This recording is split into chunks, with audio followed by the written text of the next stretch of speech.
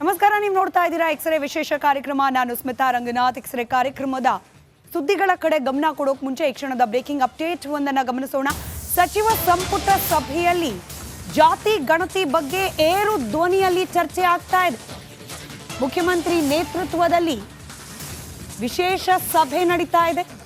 ಜಾತಿ ಜನಗಣತಿ ಕುರಿತಂತೆ ಮುಖ್ಯಮಂತ್ರಿಗಳ ನೇತೃತ್ವದಲ್ಲಿ ನಡೀತಾ ಇರುವ ಸಭೆಯಲ್ಲಿ ಏರು ಧ್ವನಿಯಲ್ಲೇನೆ ಚರ್ಚೆ ಆಗ್ತಾ ಇದೆ. ಡಿಸಿಎಂ ಡಿಕೆ ಶಿವಕುಮಾರ್ ಸೇರಿದಂತೆ ಪ್ರಮುಖ ಸಚಿವರು ಈ ವರದಿ ಬಗ್ಗೆ ಆಕ್ಷೇಪವನ್ನ ವ್ಯಕ್ತಪಡಿಸಿದ್ದಾರೆ. ಸಮುದಾಯಗಳ ಆಕ್ಷೇಪವನ್ನ ಸಚಿವರುಗಳು ಸಭೆಯಲ್ಲಿ ಪ್ರತಿಧ್ವನಿಸ್ತಾ ಇದ್ದಾರೆ.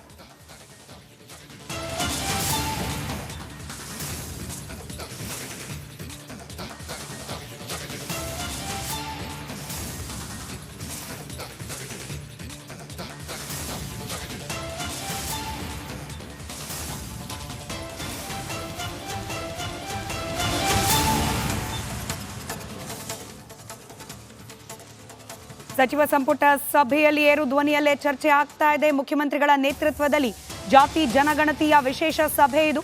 ಇನ್ಸೈಡ್ ಮಾಹಿತಿ ರಿಪಬ್ಲಿಕ್ ಕನ್ನಡಕ್ಕೆ ಲಭ್ಯವಾಗಿದೆ. ವರದಿಗೆ ಸಚಿವ ಎಸ್ ಮಲ್ಲಿಕಾರ್ಜುನ್ ತೀವ್ರ ವಿರೋಧ ವ್ಯಕ್ತಪಡಿಸಿದ್ದಾರೆ. ಏರು ಧ್ವನಿಯಲ್ಲೇನೆ ವರದಿಗೆ ವಿರೋಧಿಸಿದ್ದಾರೆ ಡಿಸಿಎಂ ಡಿಕೆ ಶಿವಕುಮಾರ್ ಕೂಡ. ಯಾವ ವರ್ಗಕ್ಕೆ ಅನ್ಯಾಯ ಆಗಿದೆಯೋ ಮತ್ತೆ ಸೇರಿಸೋಕೆ ಅವಕಾಶ ಇದೆ ಅಂತ ಹೇಳಿ ಸಂತೋಷ್ ಲಾಡ್ ಮಾತನಾಡಿದ್ರಂತೆ. ಮುಸಲ್ಮಾನರು ನೂರಾರು ಉಪಪಂಗಡಗಳಿದೆ, ಎಲ್ಲವನ್ನ ಯಾಕೆ ಒಂದರಲ್ಲೇ ಸೇರಿಸಿದ್ದೀರಿ ಅಂತ ಹೇಳಿ ಪ್ರಶ್ನೆ ಮಾಡಿದ್ದಾರೆ ಸಚಿವ ಎಸ್ ಮಲ್ಲಿಕಾರ್ಜುನ್. ಮಲ್ಲಿಕಾರ್ಜುನ್ ಮಾತಿಗೆ ಪರ ವಿರೋಧದ ಚರ್ಚೆ ನಡೀತಾ ಇದೆ. ಜಾತಿ ಗಣತಿ ಒಪ್ಪೋಕೆ ಸಾಧ್ಯವೇ ಇಲ್ಲ, ತೀವ್ರವಾಗಿ ವಿರೋಧಿಸ್ತಾ ಇದ್ದಾರೆ ಎಸ್ ಮಲ್ಲಿಕಾರ್ಜುನ್. ಮಲ್ಲಿಕಾರ್ಜುನ್ ಅವರ ಮಾತಿಗೆ ದನಿಗೂಡಿಸಿದ್ದಾರೆ ಡಿಕೆ ಶಿವಕುಮಾರ್. ಆಕ್ಷೇಪಗಳನ್ನ ಲಿಖಿತ ರೂಪದಲ್ಲಿ ನೀಡಿ ಅಂತ ಹೇಳಿ ಮುಖ್ಯಮಂತ್ರಿ ಹೇಳಿದ್ದಾರಂತೆ. ಜಾತಿ ಗಣತಿಯನ್ನ ಒಪ್ಪೋಕೆ ಸಾಧ್ಯವೇ ಇಲ್ಲ ಅಂತ ಹೇಳಿ ಯಾವಾಗ ಎಸ್ ಮಲ್ಲಿಕಾರ್ಜುನ್ ಅವರು ಇದನ್ನ ವಿರೋಧಿಸಿದ್ರು, ಡಿಕೆ ಶಿವಕುಮಾರ್ ಅವರು ಕೂಡ ಇದಕ್ಕೆ ಧ್ವನಿಗೂಡಿಸಿದ್ರು. ಯಾರಿಗೆಲ್ಲ ಆಕ್ಷೇಪಣೆಗಳಿದೆ ಆ ಆಕ್ಷೇಪಣೆಗಳನ್ನ ಲಿಖಿತ ರೂಪದಲ್ಲಿ ನೀಡಿ ಅಂತ ಹೇಳಿದ್ದಾರೆ ಮುಖ್ಯಮಂತ್ರಿಗಳು. ಈ ಕ್ಷಣದ ಮತ್ತೊಂದು ಮೇಜರ್ ಬ್ರೇಕಿಂಗ್ ಅಪ್ಡೇಟ್. ಕ್ಯಾಬಿನೆಟ್ ಸಭೆ ಅಂತ್ಯವಾಗಿದೆ. ಯಾವುದೇ ರೀತಿಯ ನಿರ್ಧಾರವನ್ನ ಕೈಗೊಂಡಿಲ್ಲ ಈ ಸಭೆಯಲ್ಲಿ, ಕೇವಲ ಚರ್ಚೆ ಆಗಿದೆ. ಸಂಪುಟ ಸಭೆಯನ್ನ ಮುಂದೂಡಲಾಗಿದೆ. ಯಾವುದೇ ರೀತಿಯ ನಿರ್ಧಾರವನ್ನ ಈ ಸಭೆಯಲ್ಲಿ ತೆಗೆದುಕೊಂಡಿಲ್ಲ. ಎಸ್ ಮಲ್ಲಿಕಾರ್ಜುನ್, ಡಿಕೆ ಶಿವಕುಮಾರ್ ಅಂತಹ ಘಟಾನುಘಟಿ ನಾಯಕರ ವಿರೋಧದ ನಡುವೆ ಕ್ಯಾಬಿನೆಟ್ ಸಭೆಯನ್ನ ಮುಂದೂಡಿಕೆ ಮಾಡಲಾಗಿದೆ. ಯಾರಿಗೆಲ್ಲ ಆಕ್ಷೇಪಗಳಿದೆ ಅವರೆಲ್ಲ ಬರಹದಲ್ಲಿ ಲಿಖಿತ ರೂಪದಲ್ಲಿ ಆಕ್ಷೇಪಣೆಯನ್ನ ಸಲ್ಲಿಸಿ ಅಂತ ಮುಖ್ಯಮಂತ್ರಿಗಳು ಹೇಳೋ ಮೂಲಕ ಸಭೆಯನ್ನ ಮತ್ತೆ ಮುಂದೂಡಿದ್ದಾರೆ. ಅಲ್ಲಿಗೆ ಇವತ್ತು ಈ ಸಚಿವ ಸಂಪುಟ ಸಭೆಯಲ್ಲಿ ಜಾತಿ ಜನಗಣತಿ ಕುರಿತಂತೆ ಮೇಜರ್ ಡಿಸಿಷನ್ ಏನಾದರೂ ಆಗಬಹುದಾ ಅನ್ನೋ ಕುತೂಹಲಕ್ಕೆ ಉತ್ತರ ಇಲ್ಲ. ಯಾವುದೇ ರೀತಿಯ ನಿರ್ಧಾರವನ್ನ ಕೈಗೊಳ್ಳದೆ ಈ ಒಂದು ಸಚಿವ ಸಂಪುಟ ಸಭೆಯನ್ನ ಮುಂದೂಡಲಾಗಿದೆ.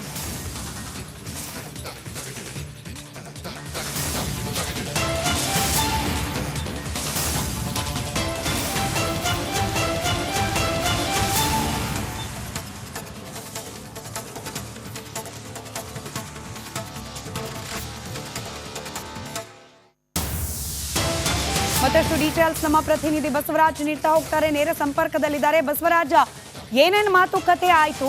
ಸಭೆ ಮುಂದೂಡೋಕೆ ಮುಂಚೆ ಯಾರೆಲ್ಲ ಆಕ್ಷೇಪ ವ್ಯಕ್ತಪಡಿಸಿದ್ರು? ಪರವಾಗಿ ನಿಂತವ್ರು ಯಾರು? ಡೀಟೇಲ್ಸ್ ಹಂಚ್ಕೊಳ್ಳೋದಾದ್ರೆ.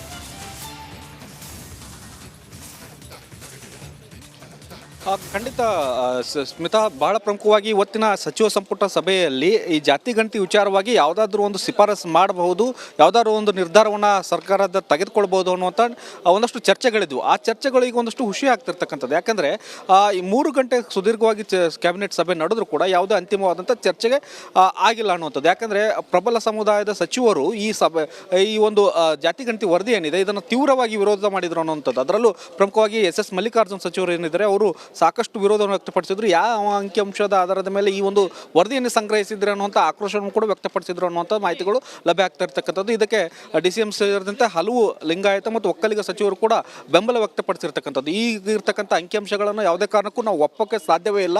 ಈಗಿರ್ತಕ್ಕಂಥ ಅಂಕಿಅಂಶಗಳು ಸಾಕಷ್ಟು ಲೋಪದೋಷಗಳಿಂದ ಕೂಡಿದ್ದಾವೆ. 10 ವರ್ಷದ ಹಿಂದಿನ ಈ ಒಂದು ವರದಿಯನ್ನು ನಾವು ಈಗ ಒಪ್ಕೊಳ್ಳೋಕೆ ಸಾಧ್ಯ ಇಲ್ಲ ಅನ್ನುವಂಥ ಒಂದಷ್ಟು ಜಟಾಪಟಿ ಕೂಡ ಸಚಿವ ಸಂಪುಟ ಸಭೆಯಲ್ಲಿ ಆಗಿರ್ತಕ್ಕಂಥದ್ದು.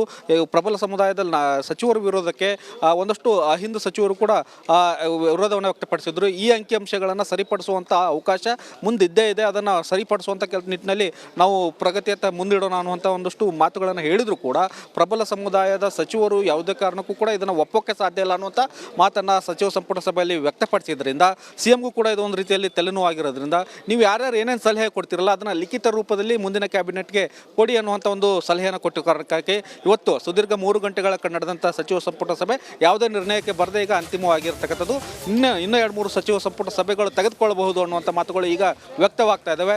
ಈಗಷ್ಟೇ ಕ್ಯಾಬಿನೆಟ್ ಸಭೆ ಅಂತಿಮ ಆಗಿರೋದ್ರಿಂದ ಈಗ ಮತ್ತೆ ಸರ್ಕಾರದ ಪರವಾಗಿ ಸುದ್ದಿಗೋಷ್ಠಿ ನಡೆಯುವಂಥ ಸಾಧ್ಯತೆ ಇದೆ.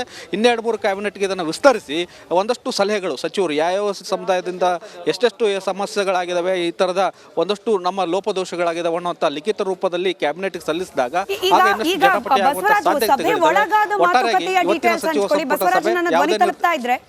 ಸಭೆ ಒಳಗಾದ ಮಾತುಕತೆಯ ಡೀಟೇಲ್ಸ್ ಹಂಚ್ಕೊಳ್ಳಿ. ಯಾರು ಏನ್ ಮಾತನಾಡಿದ್ರು, ಯಾರು ಪರವಾಗಿ ನಿಂತರು, ಯಾರು ವಿರುದ್ಧವಾಗಿದ್ರು, ಇದರ ಡೀಟೇಲ್ಸ್ ಹಂಚ್ಕೊಳ್ಳೋದಾದ್ರೆ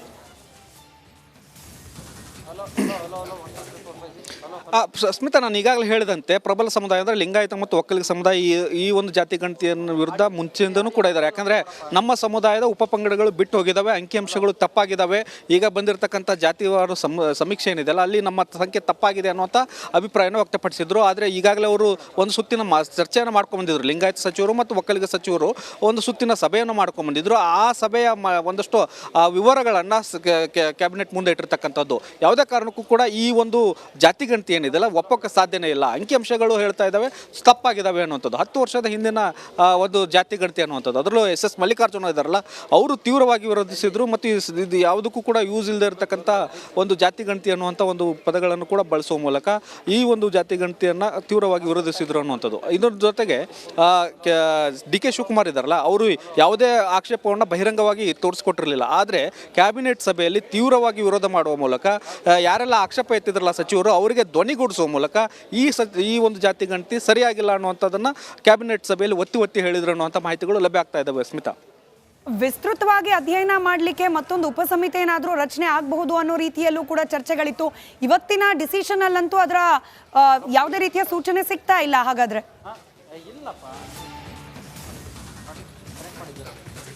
ಖಂಡಿತ ಸ್ಮಿತಾ, ಯಾಕಂದರೆ ವಿಸ್ತೃತವಾಗಿ ಚರ್ಚೆ ಆಗಿ ಒಂದು ನಿರ್ಧಾರಕ್ಕೆ ಬಂದರೆ ನೀವು ಇನ್ನೊಂದು ಕ್ಯಾಬಿನೆಟ್ ಸಬ್ ಕಮಿಟಿ ಮಾಡೋದಾಗಲಿ ಅಥವಾ ಇನ್ನೊಂದು ಕಮಿಟಿ ರಚನೆ ಮಾಡೋದಾಗಲಿ ಏನಾದರೂ ಒಂದು ನಿರ್ಣಯಕ್ಕೆ ಬರ್ಬೋದಾಗಿತ್ತು. ಆದರೆ ಏರು ಧ್ವನಿಯಲ್ಲಿ ಸಚಿವರೇ ಒಂದು ಚರ್ಚೆ ಮಾಡಿದಾಗ ಯಾವುದೇ ಅಂತಿಮವಾದಂತಹ ಚರ್ಚೆಗಳು ಆಗದೇ ಇದ್ದಾಗ, ಅಂತಿಮವಾದಂಥ ನಿರ್ಧಾರ ಕ್ಯಾಬಿನೆಟ್ನಲ್ಲಿ ಹೊರಹೊಮ್ಮದೇ ಇದ್ದಾಗ ಮತ್ತು ಒಬ್ಬರ ಅಭಿಪ್ರಾಯವನ್ನು ಇನ್ನೊಬ್ಬರು ಸಚಿವರು ಕೇಳದೇ ಇದ್ದಾಗ ಯಾವುದು ತೀರ್ಮಾನಗಳು ಆಗಿಲ್ಲ ಅಂತ ಅರ್ಥ. ಅಲ್ಲಿಗೆ ಇನ್ನೊಂದಿಷ್ಟು ಸಮಯ ಹಿಡಿಬಹುದು ಅನ್ನುವಂಥದ್ದು ಸಚಿವರ ಮತ್ತು CM ಅವರ ಒಂದು ಅಭಿಪ್ರಾಯ ವ್ಯಕ್ತವಾಗಿದೆ. ಹಾಗಾಗಿ ಇನ್ನೊಂದು 2-3 ಕ್ಯಾಬಿನೆಟ್ಗಳನ್ನು ಎಳೆದುಕೊಂಡು ಹೋಗಿ ಈ ಒಂದು ಮುಂದೆ ಸಬ್ ಕಮಿಟಿ ಮಾಡೋದಾ, ವಿಶೇಷ ಅಧಿವೇಶನ ಕರೆಯೋದಾ ಅಥವಾ ಜಡ್ಜ್ 2-3 ಸಭೆ ಮಾಡಿದ್ರು ಕೂಡ, ಕ್ಯಾಬಿನೆಟ್ ಸಭೆ ಮಾಡಿದ್ರು ಕೂಡ ಒಮ್ಮತ ಮೂಡ್ಲಿಕ್ಕೆ ಹೆಂಗ್ ಸಾಧ್ಯ? ಈ ವಿರೋಧ ಇನ್ನಷ್ಟು ಪ್ರಬಲ ಆಗ್ತಾನೆ ಹೋಗೋ ಸಾಧ್ಯತೆಗಳೇ ಹೆಚ್ಚಾಗಿರೋದು.